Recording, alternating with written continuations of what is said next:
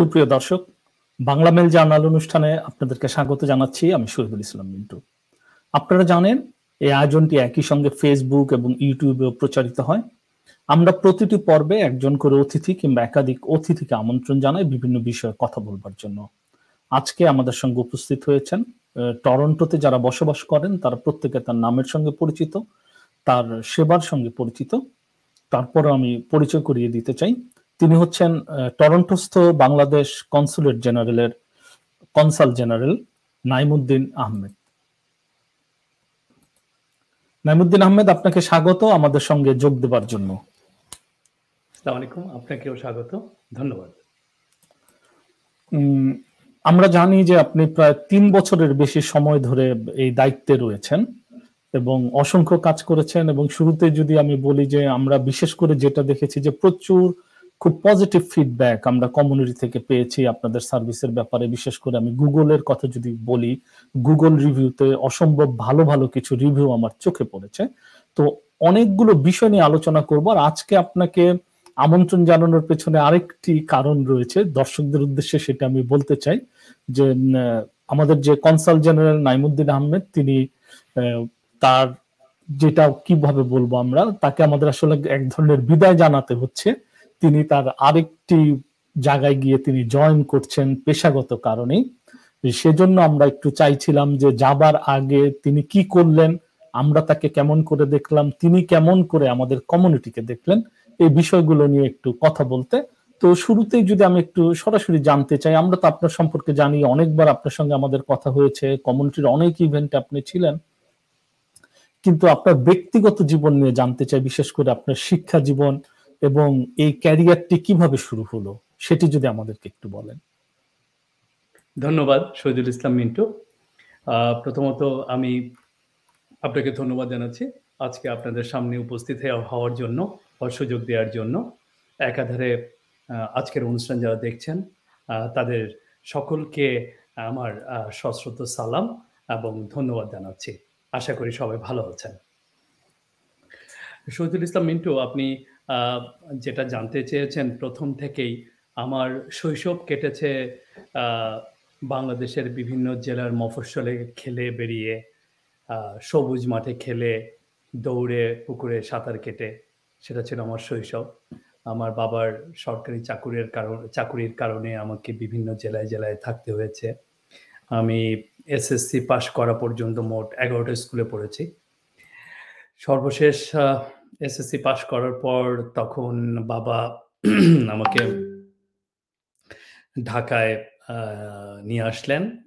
যদিও তিনি তখন জেলায় অন্য একটা জেলায় তার পোস্টিং ছিল, কিন্তু তিনি আমাকে ঢাকায় দিতে বাধ্য হলেন। আমি তখন নরডেম কলেজে চান্স পেলাম, তখন আমাকে সেখানে ভর্তি করলেন, সেখানে পড়াশোনা করলাম। পড়াশোনা করার পর এরপর ঢাকা ইউনিভার্সিটিতে আন্তর্জাতিক সম্পর্কে অনার্স এবং মাস্টার্স করেছি। করে আমি একসময় ANZ গ্রিনলেস ব্যাংকে কাজ করেছি, তারপর গ্রামীণ ফোনে কাজ করেছি। এছাড়া আমি পল্লী কর্মসহায়ক ফাউন্ডেশনেও কিছুদিন কাজ করেছি। তারপর বিসিএস পরীক্ষা দেওয়ার উৎসাহটা নিশ্চয়ই বুঝতে পারছেন। বাবা যেহেতু সরকারি চাকরি করতেন, তো বাবার উৎসাহটাই ছিল সবচেয়ে বড়। এবং আমি বাবার মতোই একজন সরকারি কর্মকর্তা হয়েছিলাম, মাঠে প্রান্তরেই কাজ করতে চেয়েছিলাম। কিন্তু আমার বাবা আমাকে কখনোই সেটাতে উৎসাহিত করেননি। সবসময় আমাকে বলেছেন যে, না, তুমি পররাষ্ট্র ক্যাডারেই প্রথম চয়েস দাও, তুমি চান্স পাবে। তাই আমি বলতাম যে, না, আমি তো আসলে এরকম। বলে কি, না, তুমি ফরেন সার্ভিসই চুজ করো। তো বাবার কথা অনুযায়ী করলাম, বাবাই সব করে দিচ্ছে, আমি জাস্ট পরীক্ষা দিয়েছি সব ইয়ে করে। তারপর ফরেন সার্ভিসে চান্স পেলাম। চান্স পাওয়ার পর তারপর তো চাকরি শুরু করলাম। আজকে প্রায় চাকরি 21 বছর হয়ে যাচ্ছে, এই আগামী মেতে 21 বছর হয়ে যাবে। আর একটা কথা বলতে চাই, ব্যক্তিগত বিষয় বলতে গেলে, আমার বাবা একজন মুক্তিযোদ্ধা ছিলেন। তিনি বাংলাদেশ সরকারের একজন অবসরপ্রাপ্ত সচিব ছিলেন এবং আমার বাবার 2 ছেলে আমরা। আমার ছোট ভাইও পররাষ্ট্র ক্যাডারে চাকরি করেন। তিনি এখন একটা দূতাবাসে কাউন্সিলর হিসেবে চাকুরিরত আছেন। তো আর আমার ২ বোন, ২ বোনই দেশের বাইরে থাকেন। একজন অস্ট্রেলিয়াতে ইমিগ্রেশন নিয়ে চলে গেছেন। আর আরেক ছোট বোন আমেরিকাতে থাকেন। কাজ করেন ওখানে নিউ ইয়র্কে। এই। আর আমার মা একা, বাবা মারা গেছেন ২০১৫ সালে। মা একা ঢাকায় থাকেন। তো আপনি যে যাওয়ার কথা বললেন, এটাই আমার হচ্ছে সবচেয়ে বড় অনুপ্রেরণা যে আমার বাবার মৃত্যুর পর আমি আমার মার সাথে এখনো থাকতে পারিনি। আমি ঢাকা থেকে বের হয়েছি প্রায় আজ ৮ বছর। এবার আমার ফেরার পালা। আ টরন্টো থেকে আপনাদের কাছ থেকে বিদায় নেব খুব সত্বর। ইনশাআল্লাহ। ধন্যবাদ নাইমুদ্দিন আহমেদ। আমি যদি খুব সরাসরি জানতে চাই যে ৩ বছরের বেশি সময় টরন্টোর বাংলাদেশি কমিউনিটির সঙ্গে আপনার এক ধরনের নিবিড় সম্পর্ক ছিল, যোগসূত্র ছিল, কারণ তাদেরকে নিয়েই তো আপনার কাজ করতে হতো। আমি যদি সরাসরি একটু জিজ্ঞেস করি যে কেমন দেখলেন টরন্টোর বাংলাদেশি ক্যানাডিয়ানদেরকে কিংবা টরন্টোর বাংলাদেশিদেরকে? জনাব শহীদুল ইসলাম মিন্টু, আপনি খুব সুন্দর একটা প্রশ্ন করেছেন। আসলে এই প্রশ্নটা করতে গিয়ে আপনার সময়সীমা যদি অতিক্রম করে যায় তাহলে আমাকে ক্ষমা করবেন। কারণ আমার আ আমার তথ্য ভান্ডারে বা আমার অভিজ্ঞতার ভান্ডারে টরন্টোর বাংলাদেশী যারা আছেন, বাংলাদেশী ক্যানাডিয়ান অথবা বাংলাদেশী, তাদের সম্পর্কে এত অসাধারণ সুন্দর স্মৃতি, অভিজ্ঞতা, সংযোগ এবং কথোপকথন রয়েছে যা আমি এই অল্প সময়ের মধ্যে শেষ করতে পারব না। তবে বিশেষ কয়েকটা কথা বলতে চাই। সেটা হচ্ছে যে কি অন্যান্য যেকোনো শহরের সাথে, যেকোনো দেশের সাথে টরন্টোর বা কানাডার একটা বিশেষ পার্থক্য রয়েছে। পার্থক্য হচ্ছে কানাডাতে যারা আসেন তারা সাধারণত ছাত্র থেকে পর্যায়ক্রমে নাগরিক হিসাবে ন্যাচারালাইজড হন অথবা দক্ষ আ শ্রেণীভুক্ত হয়ে তারপর ইমিগ্রেশন নিয়ে কানাডাতে আসেন। তো এই দুটো আ ভাগই হচ্ছে অত্যন্ত আ মেধাবী, পরিচ্ছন্ন, ভদ্র এবং আ ক্রিয়েটিভ এবং পজিটিভ মাইন্ডেড। আমি বলব আমি যাদের সাথে সংযোজিত হয়েছি, তাদের সবাইকে দেখেছি। এত অসাধারণ তাদের বুদ্ধিমত্তা, এত অসাধারণ তাদের ধারণা, এত অসাধারণ তাদের দেশ নিয়ে ধারণা। বিদেশে নিজের কারণে জীবন জীবিকার কারণে, সন্তানের কারণে এসছেন। কিন্তু আমি দেখিনি আজ পর্যন্ত কাউকে বাংলাদেশ নিয়ে একটা সদর্থক চিন্তা থেকে কখনো কেউ বিরত হয়েছেন। সবাই কিন্তু বলেছেন। কে কতটুকু করতে পেরেছেন এই বিষয়গুলো সবসময় আমরা চাইলে সব করতে পারি না। কিন্তু আমি তাদের মধ্যে যে অনুপ্রেরণা দেখেছি, এই যে দেখেন কোভিড এর মধ্যে অন্য মেলা, আমি নামই বলে ফেললাম। তাদের মধ্যে সেলিম চৌধুরী ছিলেন, আরো বেশ কয়েকজন ছিলেন। তারা যে এই যে একটা আকুতি, দেশের একটা বইমেলা করা, দেশের আ আ দেশের কালচারটা, দেশের ভাষাটাকে তুলে ধরা নর্থ আমেরিকাতে। এই যে আকুতি অনেকটুকুই হয়তো করতে পারেননি। কিন্তু এই যে ইচ্ছাটুকু, এই ইচ্ছাটুকুর মূল্য কিন্তু অনেক। এই ইচ্ছাটুকুকে আমি একটা অমূল্য সম্পদ মনে করি। ঠিক একাধারে আপনি দেখুন ধ্রুবপদ পারফরম্যান্স আর্ট এখানে উনারা যে কার্যক্রম শুরু করেছেন, এত অসাধারণ তাদের ব্যাপ্তি। সেখানে আমাদের মাননীয় সংসদ সদস্যর চেয়েও আরো বেশি উম আ আ আ গর্ব ভরে যেটা বলতে পারি, সংস্কৃতিজন আসাদুজ্জামান নূর ছিলেন এবং আরো অনেক বিদগ্ধ অনেকে ছিলেন। এই যে দেশ নিয়ে একটা চর্চা, দেশের প্রতি ভালোবাসা, রবীন্দ্রসঙ্গীত, নজরুল সঙ্গীত, লোকজ সঙ্গীত এটা নিয়ে কাজ করা, এটা একটা অসাধারণ বিষয়। এছাড়া আছে উদীচী শিল্পগোষ্ঠী অফ ক্যানাডা।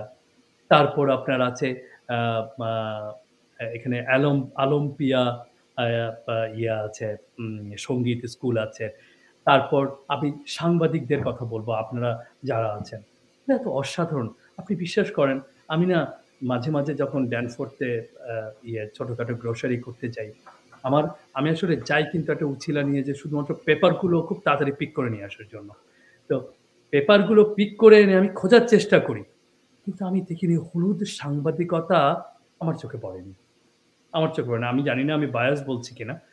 আমার চোখে পড়েনি এখন পর্যন্ত। একটা রগে লেখা, একটা বিশেষ কথাবার্তা দিয়ে লোকজনকে মুখরোচক কিছু করা, এটা লেখে না। কেন লেখে না জানেন? তার কারণ হচ্ছে যে কি, এই রগে জিনিসগুলো কনজিউম করার মতো অডিয়েন্স টরন্টোতে খুব ক্ষীণ, খুব অল্প। তো that basically probably speaks about the community.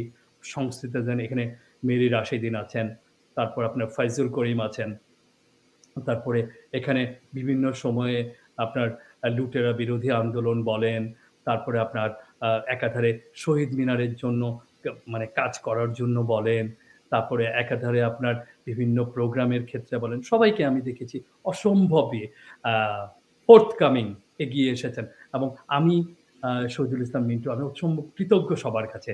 ওনারা সবাই আমাকে তাদের পাশে দাঁড়ানোর সুযোগ দিয়েছেন, কথা বলার সুযোগ দিয়েছেন, বোঝার সুযোগ দিয়েছেন। ধন্যবাদ আপনাকে। আমরা আনন্দিত যে আপনি একটি চমৎকার স্মৃতি নিয়ে আসলে বিদায় নিচ্ছেন। এটি আমাদের জন্য একটি খুব আনন্দের বিষয় যে আমাদের সঙ্গে আপনার একটি চমৎকার একটি স্মৃতি, চমৎকার একটি অভিজ্ঞতা তৈরি হয়েছে, যেটি আমরা সবসময় গর্ব করে বলতে পারবো। এবং আপনি খুব এবং অনেক কিছু অর্জন করে আমি বলবো যে এখান থেকে আপনি বিদায় নিচ্ছেন। তার মধ্যে অন্যতম যদি আমি বলি, যদি নিজের অভিজ্ঞতাটি আমি একটু বলি, যখন কনসুলার সার্ভিসটি হয় এখানে, যেদিন আমি প্রথম যাই, গিয়ে আমি আসলে খুবই অবাক হয়েছি যে চমৎকার একটি জায়গাতে, চমৎকার একটি পরিবেশে সমস্ত কিছু খুব পরিপাটি গোছানো, এবং এমনকি আমি যাদেরকে সেখানে দেখেছি যারা সার্ভ করছিলেন, যারা কাজ করছিলেন, প্রত্যেকে খুবই চেষ্টা করছিলেন প্রত্যেককে কতটুকু সাহায্য করা যায়, কতখানি তাদেরকে সেবা দেওয়া যায়। এই যে মন মানসিকতা, সেবা দেওয়ার, এই যে মানে কাজ করার যে মন মানসিকতা, এবং যারই ফলশ্রুতি আমি উল্লেখ করেছি যে গুগল রিভিউ এবং অন্যান্য কমিউনিটিতে আমরা যে ফিডব্যাক গুলো পাই, বেশিরভাগই আমরা পজিটিভ ফিডব্যাক পাই। কখনো কখনো কেউ হয়তো একটু মনক্ষুণ্ণ হন, কখনো কখনো কেউ একটু হয়তো রাগও হন কোনো কোনো কারণে, সেটা স্বাভাবিক হতেই পারে।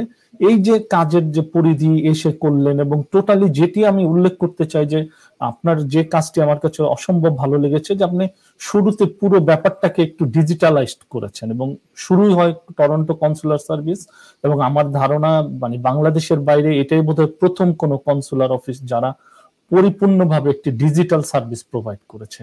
এই বিষয়ে যদি আপনার অভিজ্ঞতা কিংবা কেন এইভাবে আপনি সেট আপটা করলেন সেটা যদি একটু বলেন। ধন্যবাদ। শহীদুল ইসলাম মিন্টু, আপনি আমার আমি জানি না আজকে আপনি আমাকে যে প্রশ্নগুলি করছেন, প্রতিটি প্রশ্নই আমার এত প্রিয়, এবং এবং প্রতিটা প্রশ্নের উত্তরই আমি অনেকক্ষণ সময় ধরে দিতে পারবো। কিন্তু আমি জানি এটা দর্শকদের ধৈর্যচ্যুতি ঘটবে। কিন্তু আমি ডিজিটাইজড কনসুলার সিস্টেমের বিষয়ে যেটা বলতে চাই, প্রথমত সেটা হচ্ছে যে দেখুন, আমরা এই কনসুলেটটি শুরু করেছি ২০১৮ সালের আ আ জুন মাসের ৮ তারিখ। আমার যোগদানের সাথে সাথেই এই কনসুলেট চালু হয়েছে। কিন্তু আমরা অফিসিয়ালি সকল কাজকর্ম শুরু করেছি ১৬ই ডিসেম্বর ২০১৮, অর্থাৎ ১৭ তারিখ থেকে। শুধুমাত্র পাসপোর্ট ব্যতি রেখে আর সবকিছু। তো আমি যখন এটা শুরু করি, তখন পররাষ্ট্র মন্ত্রণালয়ের আ আ পররাষ্ট্র মন্ত্রণালয়ে আমার পররাষ্ট্রমন্ত্রী, পররাষ্ট্র সচিব, পররাষ্ট্র প্রতিমন্ত্রী, পররাষ্ট্র সচিব, সবার কাছে আমি একটা কথাই বলেছিলাম যে, "স্যার দেখেন, আমি এই মিশনটা ওপেন করতে যাচ্ছি। আমি একটা লিবার্টি নিয়ে মিশনটা ওপেন করতে চাই।" বলে কি, "সেটা কি?" আমি বলছি, "স্যার, এই মিশনটা হবে একটা উন্নয়নশীল দেশের মিশন। এটা কোনো স্বল্পোন্নত দেশের মিশন হিসাবে শুরু করব না। এইটুকু লিবার্টি আমাকে দিতে হবে। আর উন্নয়নশীল দেশের মিশন হিসাবে এই মিশনটি হবে একদমই অন্যরকম, যেটা হবে ঠিক আজকে যুক্তরাষ্ট্র কিংবা ইউরোপের যেকোনো মিশনে যাওয়ার পরে যখন সবকিছু অনলাইনে এপ্লাই করে শুধুমাত্র a piece of confirmation paper generate হয় এবং সেটা আমাদের হাতে আসে। ওই বারকোড নিয়ে আমি বসে থাকি। এরপর ওরা সবকিছুই ইমেইলে আমাকে জানাচ্ছে। একসময় বারকোডটা বার করে দিয়ে আমি আমার পাসপোর্ট দিয়ে আসলাম ভিসার জন্য। আপনাকে জানালো, "প্লিজ ব্রিং ইউর পাসপোর্ট।" আপনি পাসপোর্ট নিয়ে গেলেন, ভিসার জন্য নিল, ভিসা করে তারপর দিল। তো আমার এই স্বপ্নটুকু আমি আমাদের মাননীয় পররাষ্ট্রমন্ত্রী, আমাদের পররাষ্ট্র প্রতিমন্ত্রী এবং আমাদের পররাষ্ট্র সচিব ৩ জনকে আমি বলতে পেরেছিলাম এবং আ আমার আরো উপরের আ ম উপরের পর্যায়েও এই ইচ্ছাটুকু প্রকাশ করার সুযোগ আমার হয়েছিল। হওয়ার পর যেটা করেছি আমরা পুরো সিস্টেমটাকে একটা ডিজিটাইজেশন এর মধ্যে নিয়ে এসেছি। এখন যদি আপনি দেখেন আমরা ১৬ টা পা আ ভিজ ১৬ টা ১৫ টা সার্ভিস দিয়ে থাকি। এই প্রতিটা সার্ভিসই আপনাকে অনলাইন এপ্লাই করতে হবে। আপনার কোনো পেপার কপি কিছু নিয়ে আসতে হবে না। আ জনাব শহীদুল ইসলাম মিন্টু আমার আ আনন্দ লাগে যখন একজন আ গ্রাহক আমাদের কাউন্টারে এসে বলে যে, "এটা হচ্ছে আমার কনফার্মেশন পেজ।"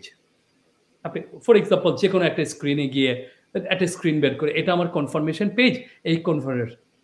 আমি ওই সেলফোনটা নিয়েই যখন আমার সহকর্মী এটাকে স্ক্যানারে দিয়ে ওর পুরো প্রোফাইল এবং অ্যাপ্লিকেশনটাকে কম্পিউটার স্ক্রিনে রিট্রিভ করে ফেলে, বিশ্বাস করেন ওই মুহূর্তের আনন্দ আমার কাছে মানে সেই আনন্দটা আমি মানে অপ্রকাশযোগ্য। মানে এটা বলে বোঝানো যাবে না এই আনন্দটা।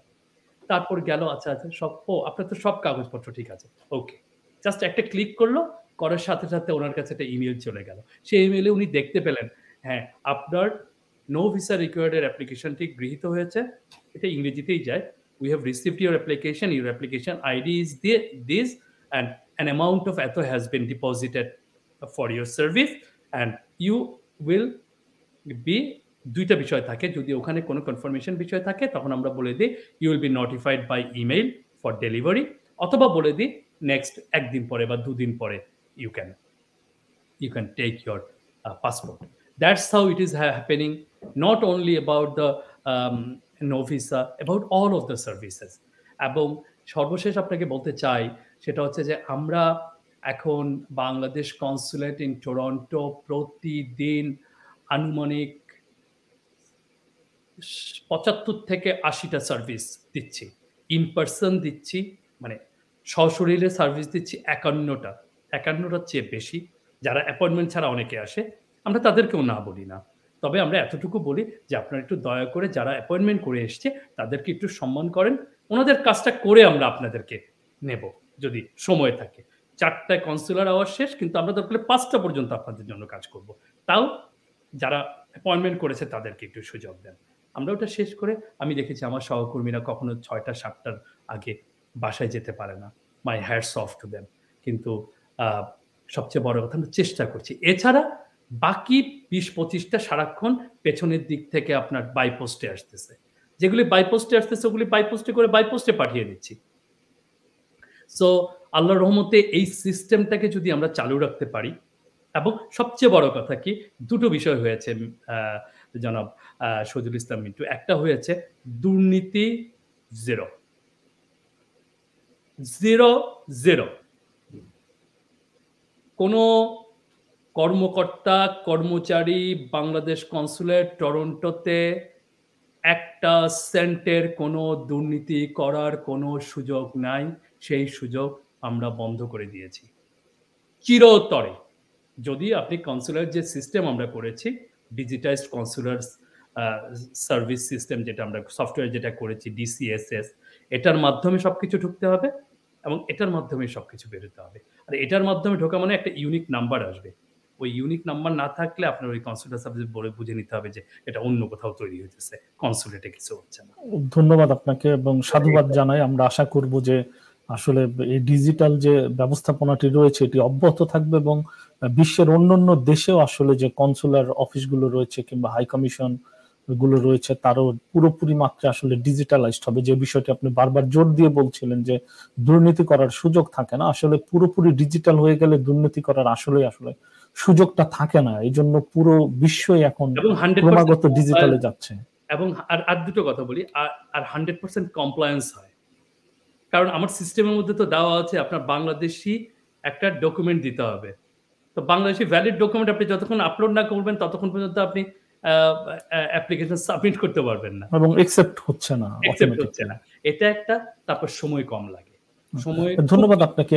আমি আরেকটি বিষয় খুব জানতে চাই যে প্রথমত হচ্ছে আমরা জানি যে অটোয়া আমাদের রাজধানী, বেসিক্যালি কানাডার রাজধানী, কিন্তু টরন্টো হচ্ছে বলা হয়ে থাকে যে আসলে টরন্টো হচ্ছে বাণিজ্যিক রাজধানী কানাডার, এবং সমস্ত বড় বড় ব্যবসা প্রতিষ্ঠানগুলো তাদের এখানে অফিস রয়েছে, এবং এইখানেই আসলে অনেক বেশি একটা ভাইব্রেন্ট সিচুয়েশন থাকে ব্যবসায়ীদের, যারা যারা বড় ব্যবসা করেন, মাল্টি ন্যাশনাল কোম্পানিগুলো কিংবা বড় কর্পোরেশন গুলো।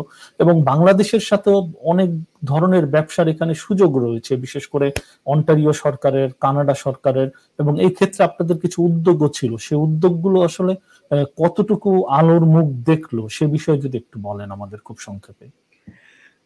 জনাব শহীদুল ইসলাম মিন্টু, এটা এমন একটি প্রশ্ন, এই প্রশ্নটার জবাব দিতে গিয়ে আমি কিছুটা একটু বেদনা বিধুরও হয়ে যাই অনেক ক্ষেত্রে। সেটা হচ্ছে যে দেখুন, আমাদের শুরুটা খুব ইন্টারেস্টিং। সেটা হচ্ছে ২০১৯ সালের এপ্রিল মাসে আমরা এত সুন্দর উদ্বোধন করলাম আমাদের কনসুলেট। এরপর সেপ্টেম্বরের, একই বছরের সেপ্টেম্বরের ৩ তারিখ একটা বিশাল বিজনেস ফোরাম করা হলো for the first time in the history of the Bangladesh Canada diplomatic relations. এত বড় একটা বিজনেস ফোরাম করা হয়েছে, ২ দেশের মন্ত্রী পর্যায়ের এসছিলেন, এনবিআর থেকে এসছিলেন, বিশাল একটা ইয়ে হয়েছিল। এবং ফর দ্য ফার্স্ট টাইম দুটো চেম্বারের মধ্যে একটা সমঝোতা স্মারকও হয়েছে, অন্টারিও চেম্বার অফ কমার্স এবং এফবিসিসিআই ফজলে ফাহিম ভাইও এসছিলেন। তো খুব সুন্দর করে আমরা শুরু করেছিলাম। কিন্তু এরপরে ২০১৯-এর পর থেকে ২০-এর শুরু থেকে যে কোভিড শুরু হলো, এটার কারণে আমাদের প্ল্যান ছিল যে ২০১৯-এ আমরা অন্টারিও চেম্বারের সাথে করেছি। তারপরটা করার কথা ছিল সাসকাচুয়ানের ট্রেড মিনিস্ট্রির সাথে। সাসকাচুয়ানের প্রিমিয়ার আমাকে ব্যক্তিগতভাবে কথা দিয়েছিলেন এবং আমরা কাজও কিছুটা শুরু করেছিলাম। কিন্তু চূড়ান্তভাবে আমরা এগুতে পারিনি। ঠিক একইভাবে ২০ গেল, ২১ও আমরা কোনো হেডওয়ে করতে পারিনি। তবে এর মধ্যে যেই জিনিসগুলো হয়েছে, আমাদের বিভিন্ন যে অনলাইন সেমিনারগুলো হয়েছে, সেগুলিতে আমরা বিভিন্ন জায়গায় কানেক্ট করার চেষ্টা করেছি। আমরা আমাদের জন্য বড় চ্যালেঞ্জ ছিল জনাব শহীদুল ইসলাম, সেটা হচ্ছে যে এই কোভিডকালীন সময়ে আমাদের এই যোগাযোগগুলো যাতে বিচ্ছিন্ন না হয়ে যায়। যার ফলে আমি আমার মিশন থেকে যেটা করেছি, প্রতিটা ট্রেড মিনিস্টার অফিসে আমরা যোগাযোগগুলো চালু রেখেছি। বিভিন্ন সময় বঙ্গবন্ধুর উপর সুভেনির, বঙ্গবন্ধুর উপর বিভিন্ন লেখা, এবং আমাদের যে বঙ্গবন্ধুর জন্মদিন, তারপর আমাদের স্বাধীনতা দিবস, বিজয় দিবস, এগুলিকে তাদেরকে ইনভাইট করেছি, করে তাদেরকে আমরা চেষ্টা করেছি সংযোজিত রাখতে। তবে আমি নিশ্চিত আমার পরবর্তীতে যিনি আসবেন, তিনি এটাকে সামনে এগিয়ে নিয়ে যাবেন। এবং আমি অনেক, অনেক সম্ভাবনা দেখেছি। এবং আমাদের যে ২০১৯-এ যে ফোরাম হয়েছিল, তাতে আমরা অনেকগুলো সেক্টরও বের করেছিলাম, কোথায়, কোথায় কাজ করা যায়। আপনি শুনে আনন্দিত হবেন, প্রিমিয়ার ডাকফোর্ড, অনারেবল ডাকফোর্ড আমাকে ডেকে বলেছিলেন, আমি যখন দেখা করতে গিয়েছিলাম, আমাকে বলেছিলেন, "What you want from me?" I said that I want you with your trade team to Bangladesh. And he told me that, "Promise I will be there." এরকম ছিল। ভিক্টর ফেডারলি একই কথা। কি চান? আমরা ঠিক করলাম যে ২ মাস পরে ফেব্রুয়ারিতে যাবে। ২০২০-এর ফেব্রুয়ারিতে একটা ট্রেড টিম যাবে। কিন্তু আমরা সেটাকে পাঠাতে পারিনি এই কোভিডের কারণে।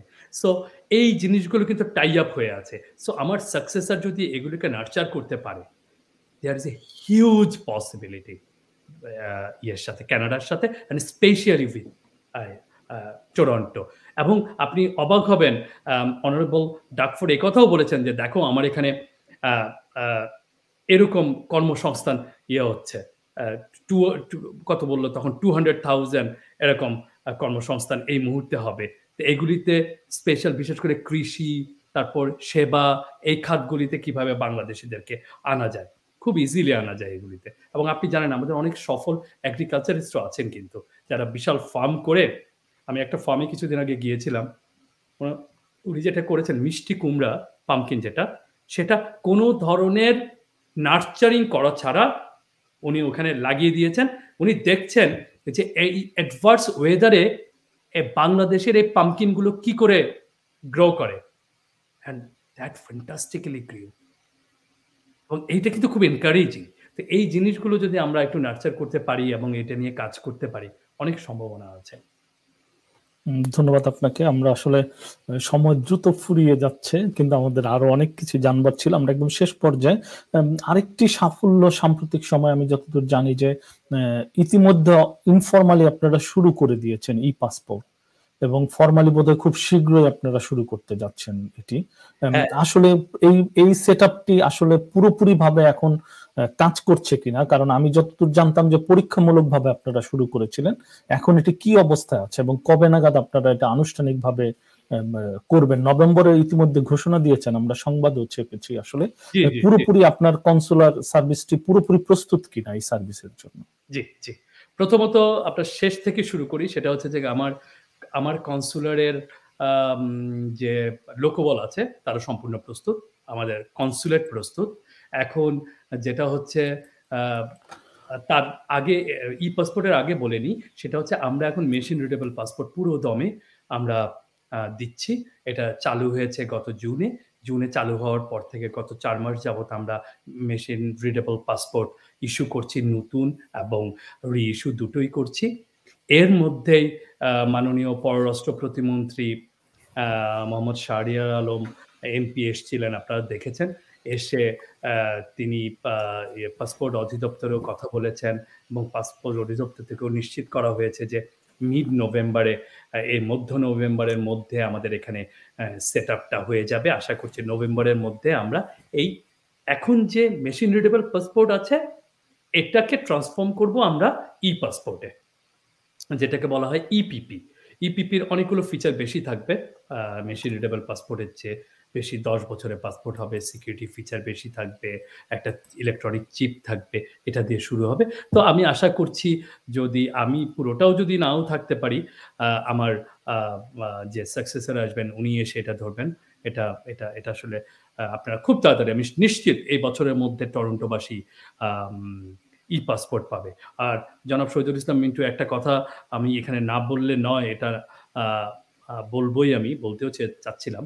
সেটা হচ্ছে যে কি, দেখুন আজকে ৩ বছর ৪ মাসে আপনাদেরকে বর্তমান সরকারের আ নেতৃত্ব যিনি দিচ্ছেন বঙ্গবন্ধু কন্যা শেখ হাসিনা আপনাদেরকে, টরন্টোবাসীকে, কানাডাকে একটা পরিপূর্ণ কনসুলেট প্রদান করেছেন এবং এটা পরিপূর্ণ সব ধরনের সেবা সহ একটা কনসুলেট আপনাদেরকে দিয়েছেন, যেটা ২০১৮ সালের ৯ আ আ ইয়েতে জুনে তিনি ঘোষণা করেছিলেন। তার উপস্থিতিতে ঘোষণা করা হয়েছিল।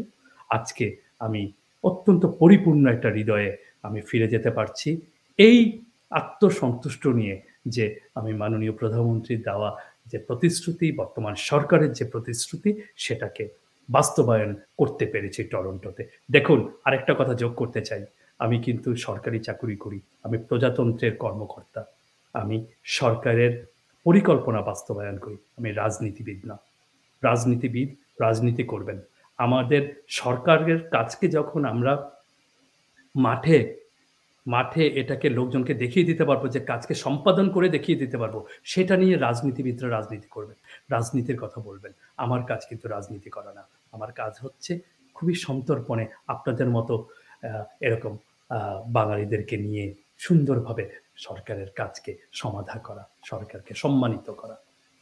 ধন্যবাদ আপনাকে। এবং আমি আসলে আপনার কথার সূত্র ধরে আমরা বলে রাখতে চাই, আসলে টরন্টো প্রবাসীদের দীর্ঘদিনের দাবি ছিল যে টরন্টোতে যেন একটি পরিপূর্ণ কনসুলার সার্ভিস শুরু হয় এবং কনসুলার অফিস হয়। কারণ এখান থেকে অটোয়াতে গিয়ে নিয়মিত কাজ করানো এবং ডকুমেন্টস পাঠানো, যোগাযোগ করা একটু মানে কষ্টসাধ্য হয় বিভিন্ন সময়ে টরন্টোতে যারা রয়েছেন তাদের জন্য। তো আমরা কৃতজ্ঞতা জানাচ্ছি মাননীয় প্রধানমন্ত্রী শেখ হাসিনার প্রতি, কারণ তিনি প্রবাসী এখানকার যারা বাংলাদেশী রয়েছেন তাদেরকে সম্মান দেখিয়েছেন এবং তাদের এই দীর্ঘদিনের দাবিটিকে তিনি পূরণ করিয়েছেন, এবং একটা সত্যিকার অর্থে একটি অসাধারণ একটি কনসুলেট জেনারেল অফিস এখানে আমরা দেখতে পাচ্ছি। মাইমুদ্দিন আহমেদ, একেবারে সর্বশেষ প্রশ্ন, আমি দুটো প্রশ্ন রাখছি এবং এই প্রশ্নের উত্তরের মধ্যে দিয়ে আমরা আয়োজনটি শেষ করবো। এক হচ্ছে যে একজন কূটনীতিক নাইমুদ্দিন আহমেদ আসলে নিজেকে কোথায় দেখতে চান আগামীতে, তার নিজের আসলে ভবিষ্যৎ পরিকল্পনাটা কি? আর সর্বশেষ যেটি বলবো, যে যদি আপনি টরন্টো প্রবাসী বাংলাদেশীদের জন্য আর কিছু বলতে চান, কিংবা তাদেরকে আপনি কোথায় দেখতে চান আগামীতে? দেখুন, আমি চাকরি করছি। আমার চাকরির ২১ বছর হয়েছে আমার প্রায় ৯.৫ বছর ১০ বছরের মতো চাকরি বাকি আছে। আল্লাহ যদি সুস্থ রাখেন, সবকিছু ঠিক রাখেন, তাহলে আ হয়তো বাংলাদেশ সরকারের বা আপনাদের আরো ৯ বছর ১০ বছর আপনাদেরকে সেবা করার সুযোগ পাবো। এর মধ্যে আমাদের চাকরির যে অগ্রগতি সেই অনুযায়ী হয়তো যদি সবকিছু ঠিক থাকে, সকল অবস্থা অপরিবর্তিত থাকলে, ভালো থাকলে হয়তো রাষ্ট্রদূত হিসাবে কাজ করার সৌভাগ্য আমার হতে পারে যদি সরকার চান। আ সেই ক্ষেত্রে আরো বৃহত্তর পরিসরে আমি কাজ করার সুযোগ পাবো এবং কাজ করতে চাই। সবচেয়ে বড় কথা ছোটবেলায় আ থেকে আমি আমার আম পরিবারের ছোট থেকে বড় হওয়া থেকে দেখে এসেছি যে আমার বাবা কি করে আ আ কথা বলছেন। একজন জেলে হয়তো এসছেন সুনামগঞ্জে যে, "স্যার আমার তো ইতা প্রবলেম, আমি তো ইতা করতাম পারতেছি না। আমাকে তো এনে মারছে, ও ধরছে।" এই টাইপের যে জিনিসগুলি, সেটাও আমি দেখছি আমার বাবার সাথে গিয়েছেন। সমস্যাগুলো সমাধান করার চেষ্টা করেছেন। অমুককে ডেকেছেন, পিঠে হাত দিয়েছেন। মানুষের সাথে যে সম্পর্ক, সেই জিনিসটা আ আমি বজায় রাখতে চাই। যেন মানুষের কাছে থাকতে চাই। এটা হচ্ছে আমি আমার নিজেকে ঠিক ওই জায়গাটাতেই দেখতে চাই যেখানে আর আমি জানি না বিষয়টা কি খুব ধর্মীয় হয়ে যায় কিনা কথাটা। বা আমি মনে করি যে দেখুন একটা মানুষ যখন আমার কাছে উপকারের জন্য আসে, আমাকে যখন এসে বলে, "আমাকে কি একটু দয়া করে এই সাহায্যটা করা যায়?" তখন আমার কি মনে হয় জানেন? আমার মনে হয় যে উপকার মানুষ মানুষকে করতে পারে না। উপকার করেন বিধাতা, আল্লাহ বা ভগবান যে যেটা বিশ্বাস করে। আল্লাহ স আ উপকার করেন। আর আল্লাহ উপকারটা সরাসরি করেন না।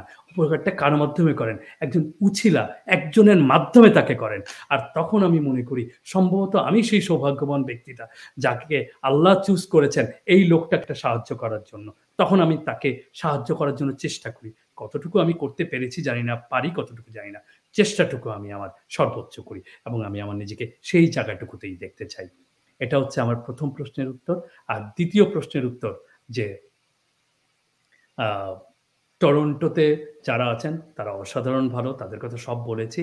আর কথাটা একটু বলতে চাই for the new generation that at my age of 50 I can always uh, like to remind to the generation coming up that to be a good person is most important in life other than becoming a huge professor, huge scientist, huge leader, whatever.